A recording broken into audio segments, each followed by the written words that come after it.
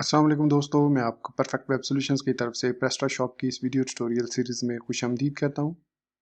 मेरा नाम इमरान कासिम है और आज के इस प्रेस्टाशॉप के वीडियो ट्यूटोरियल में हम अपने स्टोर को इम्प्रूव करते हुए ये देखेंगे कि किस तरीके से हम अपने स्टोर के लोकेशन को सेट कर सकते हैं, इसकी लोकलाइजेशन को सेटअप कर सकते हैं और इसमें ट्रांसलेशंस को ऐड कर सकते हैं। तो मैं उम्मीद करता हूँ कि आप मेरे इस वीडियो ट्यूटोरियल को एंड तक देखेंगे और इसको लाइक भी करेंगे। इसके अलावा अगर आप हमारे इस चैनल परफेक्ट वेब सॉल्यूशंस पर न्यू हैं तो इसको सब्सक्राइब करते हुए साथ में मौजूद बेल के आइकन को प्रेस करते हुए ऑल नोटिफिकेशंस को ऑन कर लीजिएगा ताकि आने वाले वीडियो ट्यूटोरियल से आप अप टू डेट रह सकें। Thank you very much. तो चलिए शुरू करते हैं आज के इस प्रेस्टाशॉप के वीडियो ट्यूटोरियल को। इस वक्त मैं यहाँ पर एडमिन डैशबोर्ड पर मौजूद हूँ प्रेस्टाशॉप के, और यहाँ पर एक बात मैं आपको और बताता चलूँ कि अभी जो है वो प्रेस्टाशॉप का 1.7.7.0 का जो स्टेबल वर्जन है वो रिलीज़ हो चुका है। मतलब अब जो लेटेस्ट वर्जन है वो 1.7.7.0 ही है। जो जब हमने ये वीडियो सीरीज स्टार्ट की थी तो उस वक्त ये स्टेबल वर्जन नहीं था बल्कि रिलीज कैंडिडेट 1 था। तो मैंने इसको अपडेट भी कर लिया और इसके अलावा मैंने कुछ डमी प्रोडक्ट्स को भी इंपोर्ट कर लिया अपने इस प्रेस्टाशॉप के अंदर। तो खैर अपडेट करना वो मैं आपको बाद में बताऊंगा किस तरीके से करते हैं। फिलहाल हमने ये देखना है कि हम किस तरीके से अपने स्टोर की लोकलाइजेशन मल्टीपल या सिंगल लोकलाइजेशन को सेटअप कर सकते हैं as required by the client या as required by yourself. So for example अगर आप अपने स्टोर पर different languages like English, Spanish, Chinese, Italian, Hindi, Bengali या इस तरह की दूसरी किस्म की लैंग्वेजेस को सेट करना चाह रहे हैं, तो या आप दूसरे लफ्ज़ों में कह लें कि आप इसको ऐड करना चाह रहे हैं, multi lingual web e commerce store create करना चाह रहे हैं, तो इसके लिए जो प्रेस्टाशॉप है वो आपको एक ऑप्शन देता है इम्प्रूव के सेक्शन के अंदर with the name of international. इस इंटरनेशनल टैब की मदद से आप क्या कुछ सेट कर सकते हैं, लेट्स सी।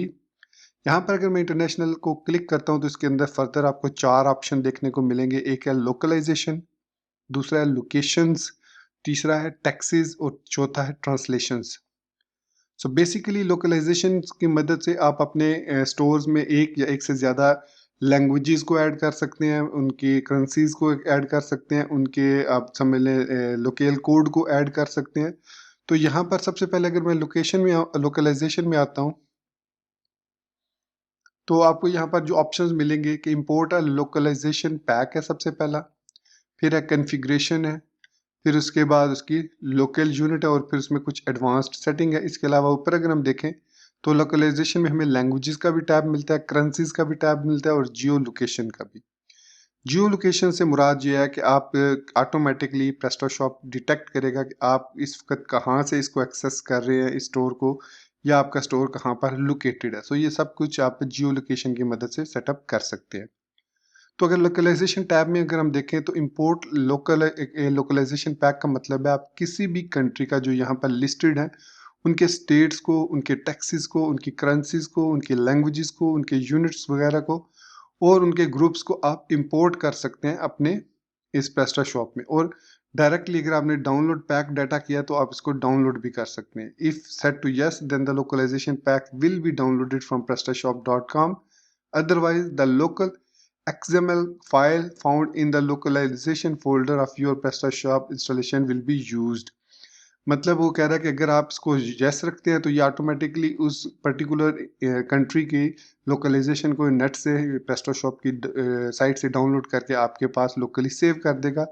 अदरवाइज जो already local dot XML file मौजूद है उसी को यूज़ करेगा और आपको उसको मैनुअली या तो अपडेट करना पड़ेगा या एडिट करना पड़ेगा ताकि आप पर्टिकुलर चीज़ें या टैक्सी स्टेट्स वगैरह यूज़ कर सकें। तो नॉर्मली जो यूज़र होते हैं वो इसको यस पे रखते हैं और फिर आपका क्लाइंट या आप जिस कंट्री से भी अपने स्टोर को सेटअप करना चाह रहे हैं आप उस कंट्री को यहाँ से सिलेक्ट करते हैं। फॉर एग्जांपल मैं यहाँ से इंडिया सेलेक्ट कर लेता हूँ, तो अब मुझे इंडिया की स्टेट्स, उसके टैक्सेस, उसकी करेंसीज, लैंग्वेजेस और यूनिट्स वगैरह मिल जाएंगे। नो डाउट आप इनको फर्दर भी एडिट कर सकते हैं। यहाँ पर हमारे पास टैक्सेस का सेक्शन मौजूद है जहाँ पर आप जाकर टैक्सेस को एडिट कर सकते हैं, इसी तरीके स्टेट्स को भी चेंज कर सकते हैं। तो मैंने यहाँ पर इंडिया सेलेक्ट किया और यहाँ से मैंने इंपोर्ट पर क्लिक कर दिया। तो with in a few minutes हमारे पास यहाँ पर इंडिया से रिलेटेड जो भी लोकलाइजेशन होगी, जो भी उसकी टैक्सेस, करेंसीज, लैंग्वेजेस वगैरह होंगी वो यहाँ पर हमारे पास डाउनलोड हो जाएगी। So it's taking a little bit time क्योंकि ये आपके इंटरनेट कनेक्शन की स्पीड पर भी डिपेंड करता है। सो इसको डाउनलोड करने के बाद आप देख सकते हैं कि लोकलाइजेशन पैक इंपोर्टेड सक्सेसफुली। आप स्क्रॉल डाउन करेंगे तो यहाँ पर कॉन्फ़िगरेशन के अंदर आप डिफ़ॉल्ट लैंग्वेज, डिफ़ॉल्ट कंट्री और डिफ़ॉल्ट करेंसी को सेटअप कर सकते हैं। सो यहाँ पर सेट लैंग्वेज फ्रॉम ब्राउज़र का भी ऑप्शन है। So set browser language as default language, तो जो भी आपके ब्राउज़र की लैंग्वेज होगी वो उसको भी डिफ़ॉल्ट सेट कर सकता है अगर आपने ये येस किया हुआ है। सो आप इसको नो कर सकते हैं और अपनी मर्जी की डिफ़ॉल्ट लैंग्वेज यहाँ से फिर सिलेक्ट कर सकते हैं। इसी तरीके से select default country from browser language, it means ये जियो लोकेशन को यूज़ करेगा, तो आप इसको भी नो करना चाहें नो कर सकते हैं। फिर इसके बाद डिफ़ॉल्ट लैंग्वेज अगर आप देखें तो हमारे पास इस वक्त इंग्लिश, उर्दू, तमिल, हिंदी और बंगाली यहाँ पर ऐड हो चुकी है, क्योंकि मैंने इंडियन रीजन को इंपोर्ट किया तो उसके साथ साथ मुझे तमिल, हिंदी और बंगाली लैंग्वेजेस तीनों मिल गई हैं।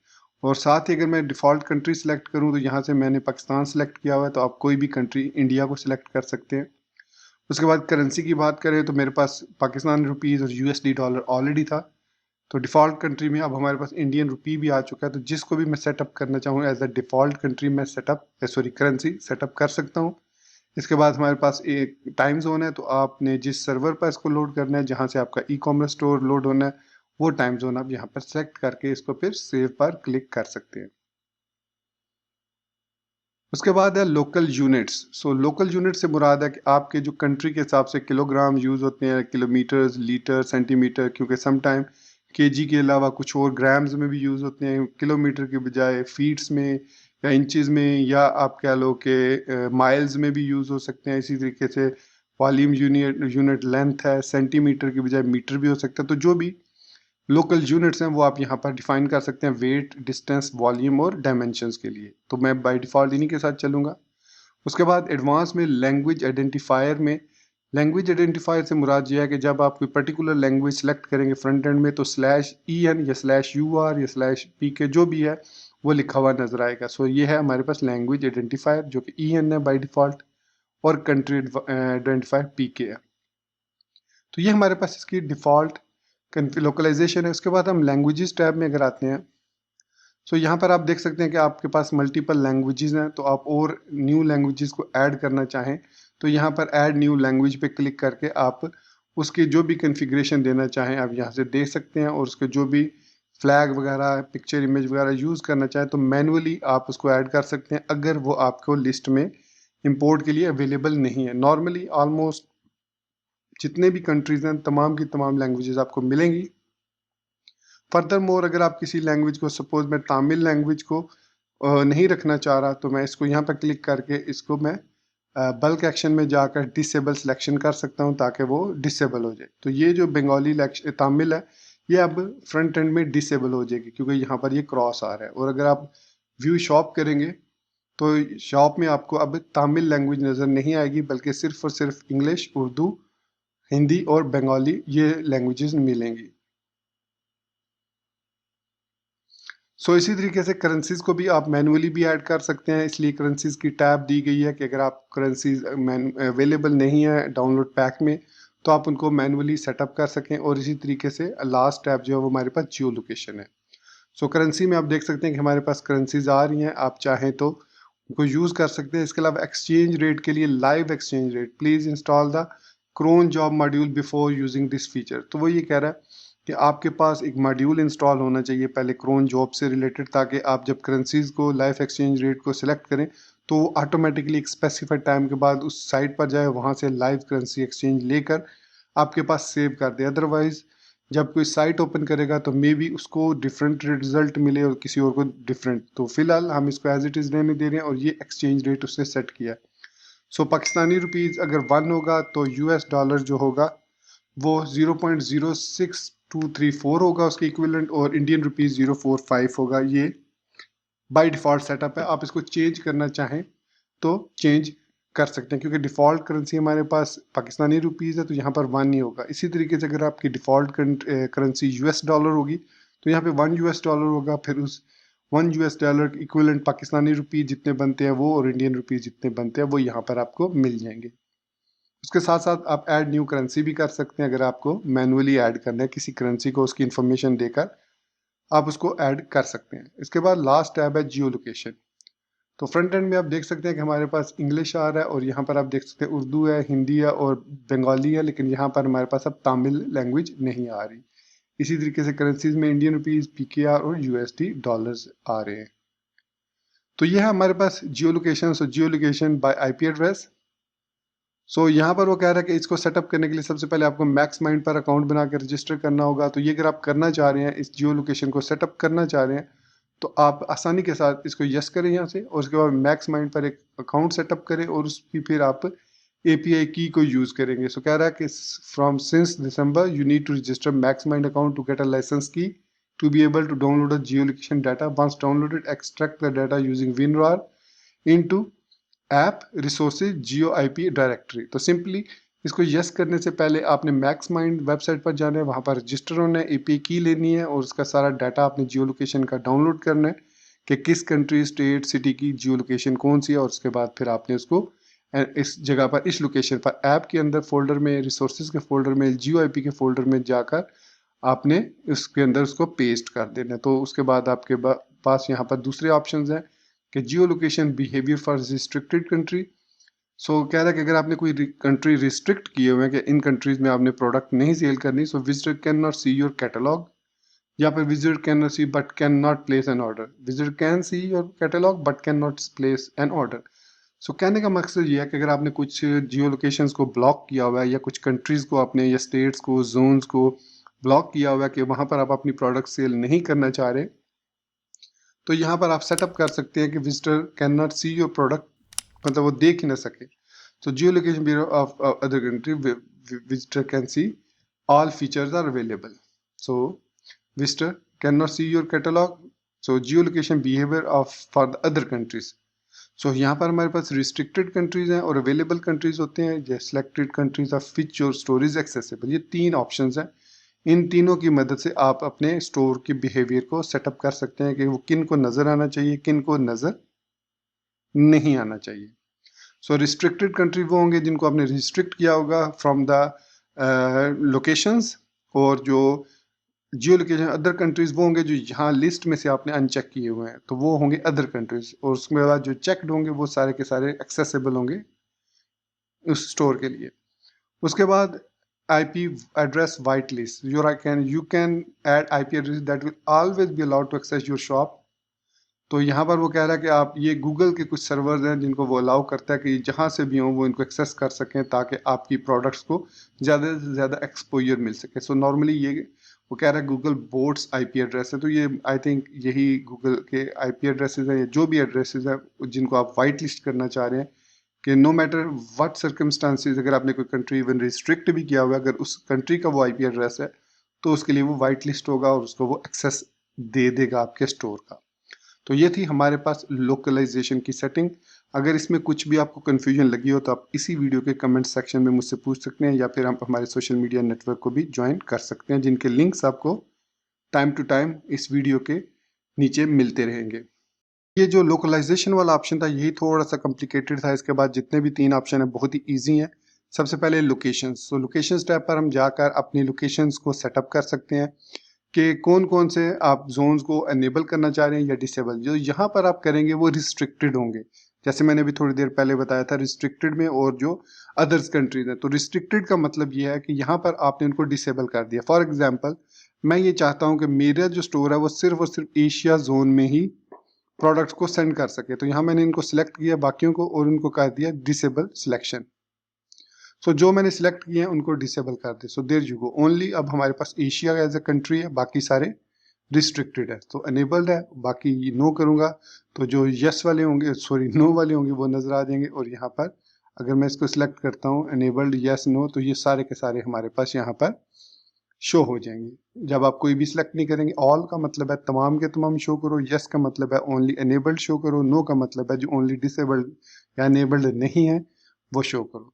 सो ये आप इस तरीके से इनको जोन लेवल पर, कंट्रीज लेवल पर और स्टेट्स लेवल पर भी अपने स्टोर को रिस्ट्रिक्ट कर सकते हैं। अभी हमने जब जोन्स को किया तो ऑटोमेटिकली जो जो कंट्रीज इस जोन में आते हैं या जो जो स्टेट्स इस जोन में आती हैं उनको आपने डिसेबल कर दिया।